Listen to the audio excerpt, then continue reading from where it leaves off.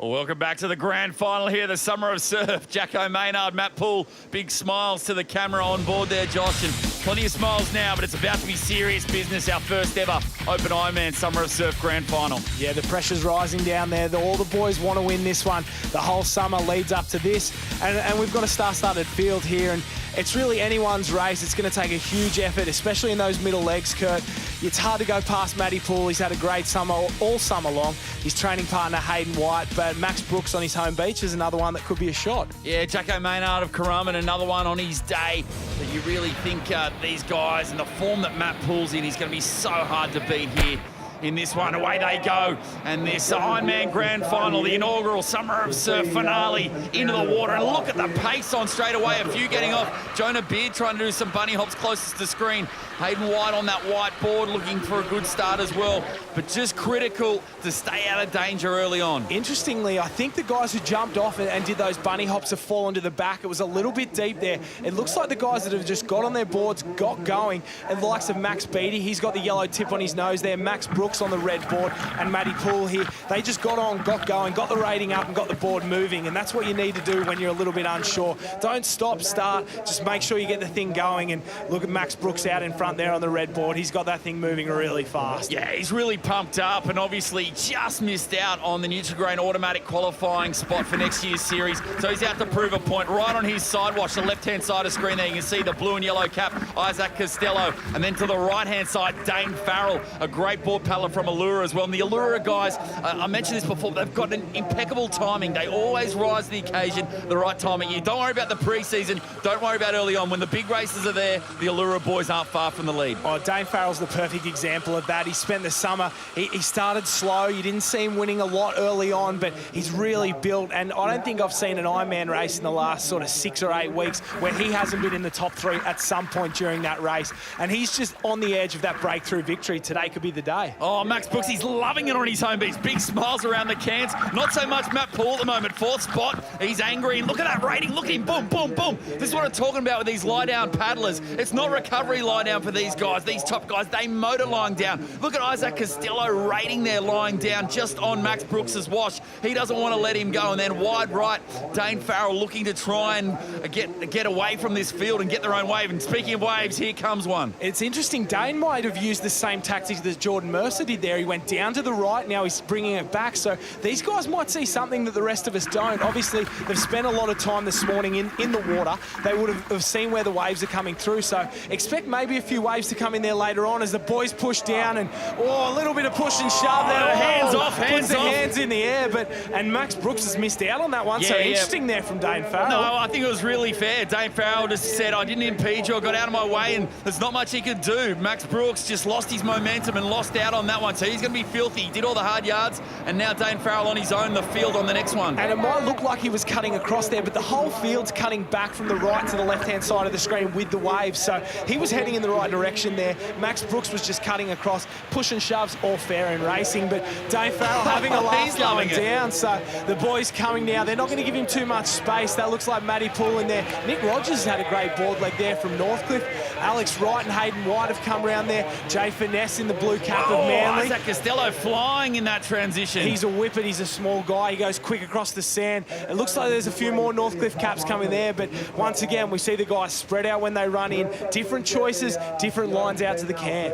Yeah, much different lines. Really interested to see Lockie Reed as well, the youngster from Newport, and especially towards the Australian junior titles as well. Just a teenager and definitely one on the rise as we're here on board with Matt Poole, just going under those waves, trying to stay away from that wash and trying to get really in that lead here of Dane Farrell. You see Dane Farrell, he's just about to get into that deep water. The boys still got to go under a couple of these waves and really slows them down. But you've got to get deep, stay away from that white water. And one thing we've seen all day, we saw it in the board leg then, the wash down the beach is going from the bottom of your screen to the top, from the north to the south. And Dane Farrell's a long way south, so he doesn't want to end up on the wrong side of the can and be forced to swim back. Matty Poole here, and on the far bottom of your screen, the two Newport boys there who might have some local knowledge. knowledge there, Max Brooks and Lockie Reed, have a much better line to the can. They can use that wash. It'll make all the difference in this swim leg. Yeah, it's much easier to come back with the sweep if it's going from left to right than it is to try and fight back. And here we go. Still in front, though, looking really good. Dane Farrell, the blue cap, but right on his hammer now, Matt Poole, and that's where you want to be, isn't it? Rest up a little bit. You just know it. You know he's going to attack when the time's right. We've talked about improved legs over the summer, and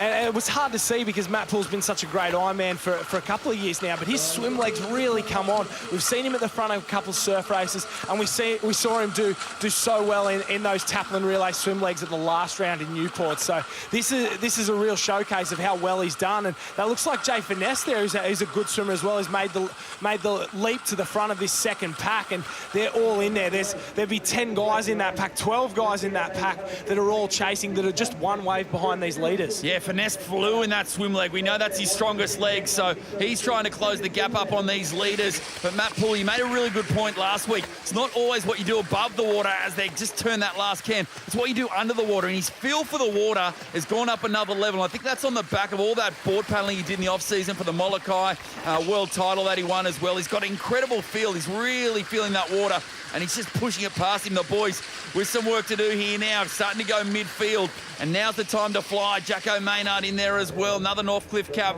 Looks like Ben Carberry as well from Warilla, and now we go Matt Poole. He's taken up a notch, and have a look here at Farrell, the blue cap. He doesn't want to let him go. He's right on his shoulder. We can see as the boys start to fatigue and as they start to really turn it up here, there'll be more white water around them. On the way out, it was nice and smooth. That stroke was going in nice, but on the way home, there's no worry for technique. Head down, push as hard as you can, and get those arms going over and over and over as quick as possible. And that's why there's so much white water around these guys, but it's effective. It's what you need to do at this point in the race. These guys have been going for 8-9 minutes at this point, and they're really struggling, really fatiguing. That's why it's the way it is. Oh, waves brewing out the back, but what about Poole? He's get the toast out because he's just burned off the rest of the field, and now he goes into some backstroke, and it's a jag on. Is that Finesse on that? Oh, breaks on their head. So really hard for the leaders to hold that one. Looks like Jay Finesse is it, who's got that wave from the back in third spot, and he's just gone straight to from the third lead to first, but he's in that gutter, so he's got some work to do.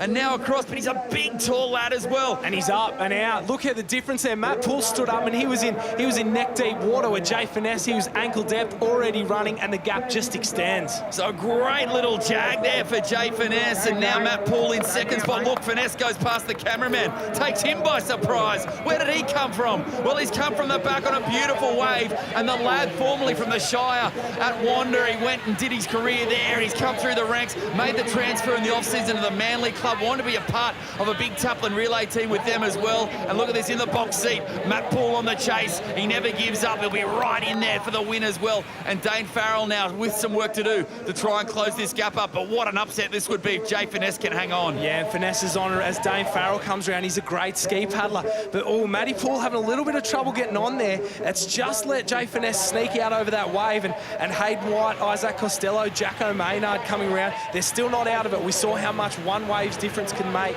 Mackenzie Heinard's in there, Max Brooks. These guys are good ski paddlers, but they've given Jay Finesse such a huge start as he gets hit on the way out. So just brings Matty Poole back into it. He's so explosive off the beach. He's already halved that gap, Kurt. Yeah, definitely closed it up there. That little wave really took its toll on Finesse a little bit, and Hayden White looking sharp, and the chase pack. There's 1,000 of them all want to be part of the action here in this final leg. Jonah Beard going around as well, the local lad from Newport, and here's another local lad, Max Brooks in fifth spot with some work to do. And now the question, well, the battle, the young gun, Jay Finesse, can he hang on? And the same deal applies. Matt Poole, he's such a good hunter. He will hunt you down, and already you can see he's lined that can up, and he's right there on Jay Finesse. He's not going to let him go. Interestingly enough, Matty's taken a different line here from Jay. He's just that 1 or 2 boat lengths wide of him there, trying to stay off his wash, and that might be a tactic to make sure Jay doesn't jump on his wash as he goes past. He knows if he's wide of him, Jay won't get that line around the cans, but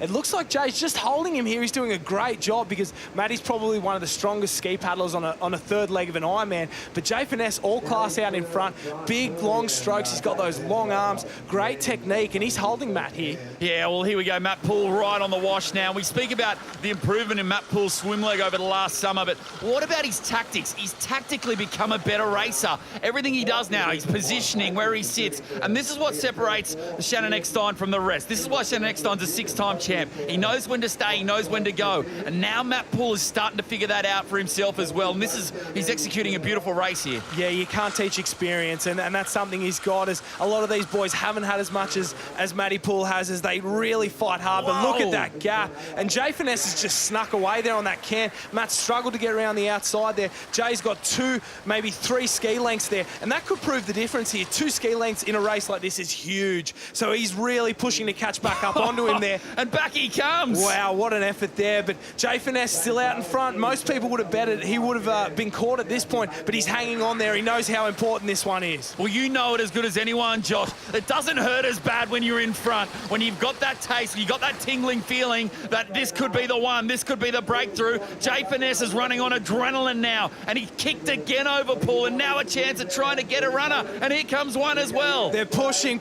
Jay Finesse can see the finish line. He's down it. If he gets down this one, he'll have caused an upset here. He rests for a bit, pushes again. One more time, it's not over. He has to get down this one, and he's home. I think that might be it. I think this might be an upset. Unbelievable. This is the biggest upset we've seen in Ironman racing since Cam Cole won that Australian title back in 2013. Finesse would have come into this a real long odds on to try and take an upset, and this is huge. This is career-changing for Finesse, really. Hits the sand. No one would have picked this one. Massive. He hasn't featured really too much in the Summer of Surf series all season long, and now at the right time, he's stepped up and he's going to be crowned our inaugural Summer of Surf champion. What a day to make an appearance at the top. What a day to take your first victory in the Summer of Surf. Matty Poole's been valiant there, but as Jay Finesse crosses the line, congratulations, inaugural Summer of Surf Ironman champion. Yeah, nice little high five with his girlfriend there, Taylor Pascaric, also of the Manly Club, and here we go. Really brave Matt Poole finishing in 2nd spot. Geez, in good form. He's definitely going to be one to watch the state and Australian titles. Hayden White comes from nowhere in that final leg, and also Corey Taylor in there. Mackenzie Heinard, these guys finish off well. And Max Brooks on his home sand. Dane Farrell will have to live to fight another day after leading early on. Oh, Jacko Maynard just passed him at the end, so sneaky one by the Currumbin Viking on the line. One of the biggest upsets we've seen in Ironman racing all summer long. Jay Finesse delivers when it matters, saving his best for last to be crowned the inaugural Summer of Surf Ironman champion. And the lad that made the transfer from Wanda over to Manly this season has definitely paid dividends here with the biggest victory of his career. Unlucky for the runner-up there. Matt Poole of Mooloolaba had a fantastic summer so far and definitely deserved his podium placing ahead of also the very consistent and fellow clubmate from Mooloolaba, Hayden White.